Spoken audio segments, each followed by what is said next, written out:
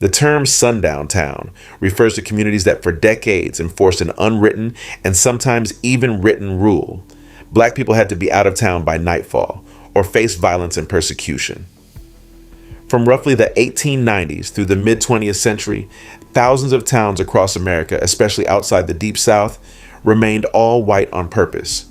They posted menacing signs at their city limits. Whites only within city limits after dark was a common warning, and backed them up with intimidation, threats, and blood-chilling violence. Those were the bad old days of open segregation. But what's disheartening is that sundown towns didn't all disappear after the Civil Rights era. In 2026, a number of American towns still carry that legacy. These are places where nearly all residents are white, and where some Black Americans still report feeling unwelcome or unsafe. Communities where the shadow of that history has never fully gone away. In this video, we'll be going through an updated list of towns across the United States that still carry the reputation of being sundown towns in 2026.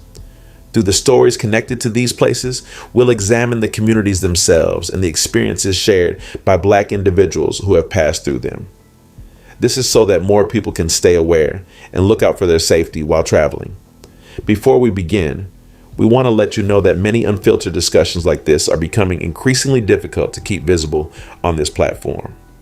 Our videos have been experiencing reduced reach, which means important historical stories often don't reach the people who want to hear them.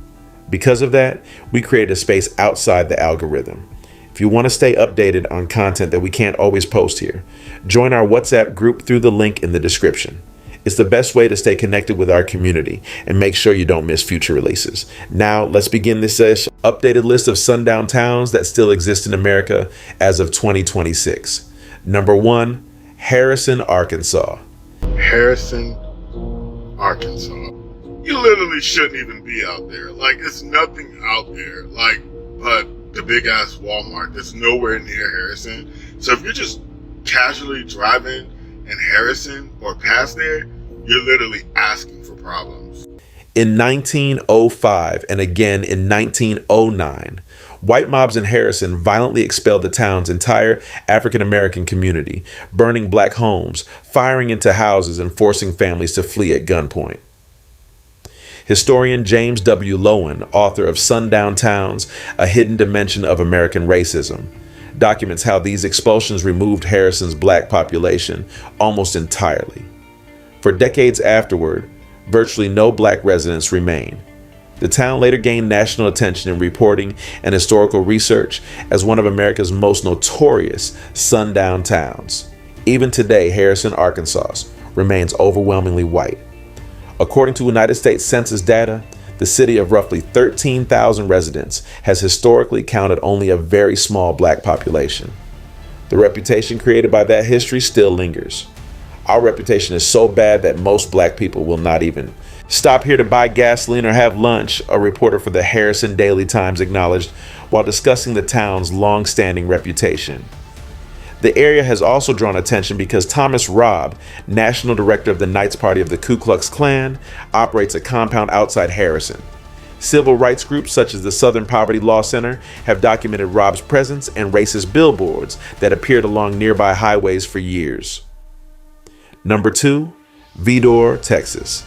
Pretty much everybody I know in Texas that's Black tells me, do not go to Vidor, Texas. I'm like, okay.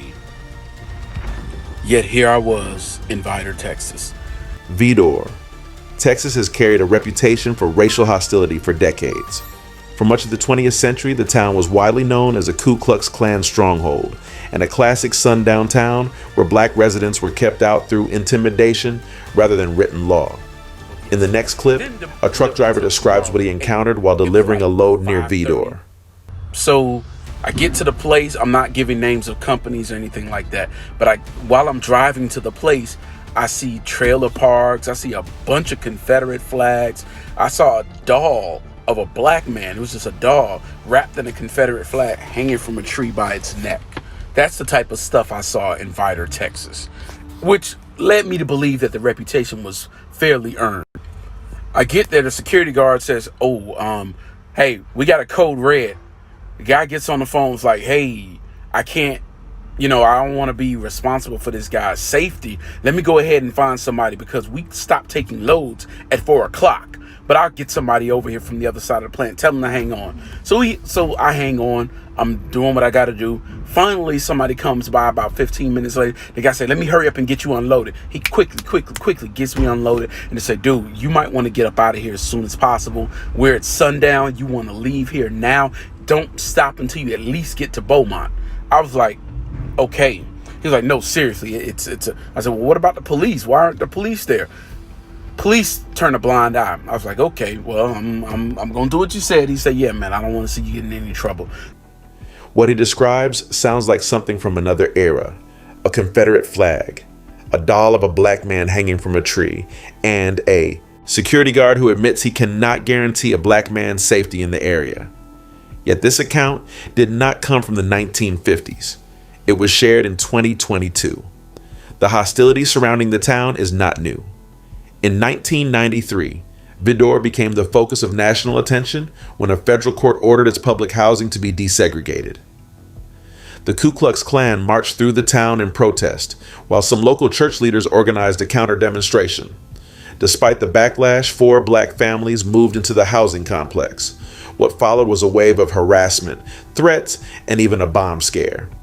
One resident, Bill Simpson, later recalled people driving past his home, threatening to return with a rope and hang him. Within months, all 9 black residents who had moved into the complex left the town. For many black travelers, Vidor remains a place where caution is still advised, especially after dark. Number 3, Siskiyou County. For decades, the county's demographics have reflected its reputation as a sundown town.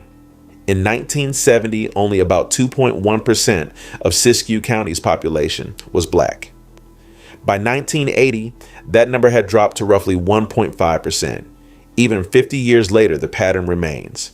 Census data from 2020 shows the black population at just over 1%. Many people of color avoid the area altogether, partly because of its long history of racial hostility. Travelers have described places in the region displaying signs that openly declared, "We cater to whites only." And the sense of unease has not completely disappeared. In this next clip, the mother of Davante Morgan pleads for help finding her son after he vanished near Mount Shasta. I don't blame nobody. I just want my child to be found. Davante Morgan, a 28-year-old black man, traveled to Mount Shasta on May 5th, 2020 for a family birthday gathering. After an argument with his girlfriend, he left the motel where they were staying and was never seen again. 2 days later, he was reported missing. Investigators later found surveillance footage showing him entering a gas station alone, but after that, the trail went cold. As the search dragged on, Morgan's family began to feel something was wrong with the response from the community. They reported that missing person posters were being torn down and that many locals seemed uninterested in helping search for him. Months later, a witness told Morgan's brother that he had seen Davante get into a white truck, sparking rumors he may have been taken toward the Shasta River. Authorities were never able to confirm that account. Years later, Davante Morgan is still missing. His family continues to search for answers in a place that has long carried the reputation of being hostile to outsiders, especially black travelers. Number 4, Vienna, Illinois. I feel very uncomfortable, yeah. Very uncomfortable. In 1957, about 67 years ago, a group of white residents burned down homes belonging to the town's small black population after a black man was accused of attacking a white woman. This incident has long contributed to Vienna's reputation as a sundown town. Although official sundown laws no longer exist in the town today, many black travelers still avoid staying in Vienna. Tensions resurfaced again in 2020 when around 50 people gathered in Vienna to protest racism after students at the local high school created a Snapchat group called We Hate Black People. Many of the protesters came from outside the town. They were met by counter-protesters, some waving Confederate flags. For black residents who do live there, the experience can still feel uneasy. Nicholas Lewis, who moved to Vienna a couple of years earlier, described feeling uncomfortable in the community. I feel scared or like just even strange going around to the store because I know all eyes on me. I started coming outside more and more and, seeing what it really was. And I'm like, Damn, man. Where's the black people at? Meanwhile, some white residents argued that racism is not a problem in the town, pointing to their personal relationships with black friends or coworkers as proof. We got along fine on racism. I've had black friends. I've had black babysitters. I've had black people who took care of me through my childhood. Black people nurtured me, mentored me. We were very best of damn friends. Despite protests and calls for change, Vienna still struggles to shake the shadow of its past, leaving many people still doubtful about how welcoming the town truly is today. Number 5, Cullman, Alabama. That's crazy. Yeah. This is 2023. It's 2023. And there's sundown towns. But you were mentioning there's one actually here in Alabama. We're in Alabama. It's called Cullman, Alabama. Cullman, Alabama. Cullman. Okay. Alabama. And then Cullman, Alabama has long carried the reputation of a sundown town. When the city was founded in 1873, it was openly promoted as a settlement with no blacks and no Indians. That message shaped the town's identity for generations, and even though official policies have disappeared, the memory of that exclusion still lingers. More than a century after its founding, stories from black visitors still echo that history. In 2023, a black real estate agent described his uneasy experience while working in Cullman. I've heard of Cullman, but I didn't want to jump the gun. I wanted to see what they knew. I wanted to just pay attention. So we're riding, and as we come into town, I see a store, and it had a guy's face painted on the side of it. He had a beard, and so, I mean, to me, he looked like a person of color. I said, oh, this is a forward-thinking town. Look at that. They have, I'm thinking, okay, they done put somebody up. The driver looks at the passenger, because the two guys I was riding with were in the front, I'm in the back. They look at each other, and he said, no, it's actually very much the opposite. He tells me out of his mouth, this is probably the most racist town in Alabama. It is a sundown town. I said, now you tell me after y'all bring me here. They're like, oh, you'll be fine, man, you'll be fine. Two country boys, so they're gonna be fine. right. Well, yeah, you're good. I said, do I need to stay in the car when we get here? Oh, no, man. I said, okay. We pull up. We hop out. I'm hopping out the car. Everybody's getting out, closing the doors. I'm walking around. White lady comes out of the house, older, a little older. She looks at everybody. She sees me and yells out, oh, y'all brought a black fella. Wow. Cullman County remains overwhelmingly white, and some residents still hold attitudes shaped by the town's past. That tension has appeared in local controversies as well. In 2021, a short video circulated online showing a Cullman high school student shouting a racial slur followed by the phrase white power. Jocelyn Logan, the mother of a black student at the school, spoke publicly about the impact the incident had on her family. Her son reportedly urged her not to report it, believing nothing would change. School officials condemned the video as offensive, but district attorneys said the student could not be punished because the video was recorded off campus and did not disrupt school activities. For many parents, that response only deepened concerns about the culture surrounding race in the area. Taken together, stories like these suggest that Cullman's reputation did not disappear with the end of official segregation. For many black travelers, the town still carries the warning that once defined sundown communities across the South. Number 6, Anna, Illinois. The town's name has long been associated with the phrase, "Ain't no Negroes allowed," reflecting its history of racial exclusion and the violent removal of black residents in the early 20th century. Even today, the population remains overwhelmingly white, and many people of color avoid the town because of its reputation. Although official sundown policies no longer exist, the town's past continues to affect its racial climate. In March 2013, a 16-year-old black teenager was violently attacked in a parking lot by 4 white men. During the attack, one attacker allegedly attempted to sodomize the teen with either a tire iron or an axe handle. One of the attackers later admitted the assault was racially motivated, yet the suspects were not charged with a hate crime. The case was later highlighted in reporting by the investigative journalism organization ProPublica. Incidents of casual racism have also surfaced among residents. In 2016, a white resident named Gavin Tripp said he was called a Negro lover by a passerby while dating a biracial girl. The following year, in 2017, Tabitha Tripp urged Union County commissioners to adopt a resolution condemning hate groups after the white supremacist rally in Charlottesville. The proposal was rejected, with officials arguing that discussing the issue would only create more problems.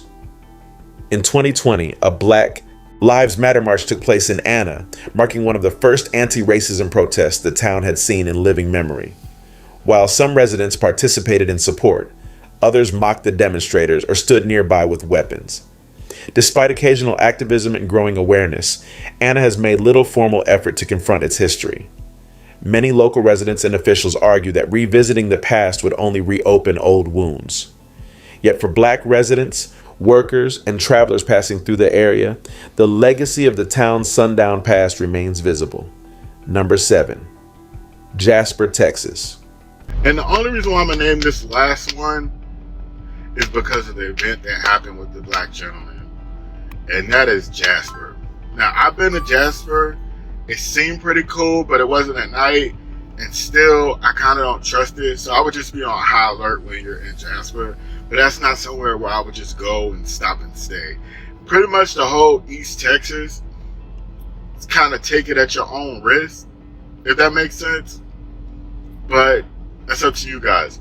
Jasper, Texas has long been associated with racial tension in the American South. While the town was not always formally labeled a sundown town, many Black residents and observers have pointed to a history of hostility and violence. The most infamous event tied to Jasper happened in 1998. A Black man named James Byrd Jr., a lifelong resident of the town, was murdered in a brutal attack that shocked the nation. Byrd was beaten by 3 white men, chained to the back of a pickup truck, and dragged along a rural road outside Jasper.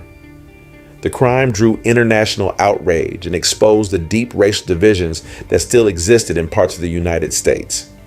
The case became one of the most widely recognized hate crimes in modern American history. 2 of the attackers were later sentenced to death, while the third received life in prison. The brutality of the killing eventually contributed to the passage of the Matthew Shepard and James Byrd Jr. Hate Crimes Prevention Act in 2009, expanding federal hate crime laws. For many people, the story of James Byrd Jr. became a symbol of how racial hatred could still erupt in modern America. Number 8, Forsyth County, Georgia. Forsyth County, just outside Atlanta, once enforced one of the most sweeping sundown policies in the United States. In 1912, white mobs carried out a violent racial purge that forced more than 1,000 Black residents to flee the county. After that expulsion, Black people were effectively barred from living there through intimidation and violence for decades. The hostility remained visible even in modern times. In 1987, civil rights activists led by Hosea Williams organized a brotherhood march through Forsyth County to protest its racist history. Hundreds of angry white counter-protesters, including Ku Klux Klan members, attacked the marchers and hurled rocks and bottles at them. The scene made national news and exposed just how deeply the county's exclusionary culture had taken root. More than a century after the purge, the numbers still reflect that legacy. According to United States Census estimates, from 2023 to 2024, African Americans make up only about 4 to 5% of Forsyth County's population, far lower than the share that lived there before the 1912 expulsion. The county has grown rapidly as a suburb of Atlanta, but the past has not simply disappeared. Even in 2026, discussions about Forsyth's racial history continue to surface in investigations, reporting, and public debate about discrimination and racial climate in the area. For many Black Atlantans, the warning passed down through generations has never fully disappeared. Do not let the sun set on you in Forsyth County. Aside from the towns we've already discussed, many more communities across the United States have also been identified as historical sundown towns. According to World Population Review data for 2026, Hundreds of towns across multiple states have been documented by researchers as places where black residents have been excluded or discouraged from living. The estimated number of these towns by state includes Illinois with about 349, Wisconsin with 246, Indiana with 245, Ohio with 144, Kansas with 133, Nebraska with 117, California with 114, Texas with 107, Missouri with 101, Arkansas with 93, Michigan with 82, and Kentucky with 61. These numbers show that the phenomenon was not limited to the Deep South. In fact, many of the highest concentrations appeared in Midwestern and Western states. Researchers have also identified numerous specific communities through local records, oral histories, and demographic patterns.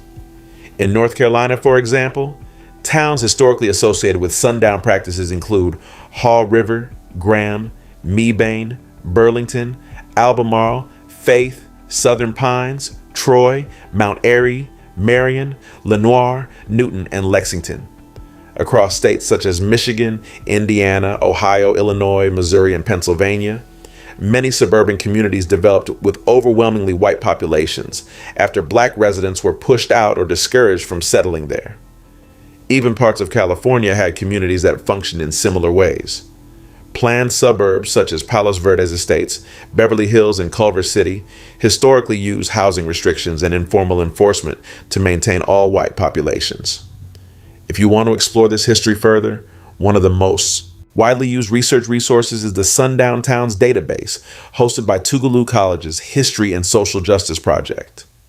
The website, created from the research of historian James W. Lowen, compiles historical evidence, maps, and documented examples of sundown towns across the United States. It allows users to click on each state to see towns that have been identified through historical records, local testimony, and demographic analysis. To learn more about places that practice these exclusionary policies, you can visit the site and explore the database yourself. Learning about these places is not just about studying history. For generations, black travelers warned each other about certain towns for a very simple reason: safety. If you ever find yourself traveling through unfamiliar areas, especially small towns with a long history of racial exclusion, be aware of your surroundings and trust your instincts. Your safety always comes first. Knowing the history of a place can help you make better decisions about where to stop, where to stay, and when it might be best to simply keep driving. Before you go, just a quick reminder about the WhatsApp group we mentioned earlier. If you want to stay connected with our community, receive updates on new videos, and access content we cannot always post here, you can join through the link in the description. It is one of the best ways to keep these conversations going, even when the algorithm limits how far these stories can reach. Stay safe out there. If this video helped you learn something important, consider giving it a like and sharing it so more people understand this hidden part of history. Thank you so much for watching, and we hope to see you again in our next video.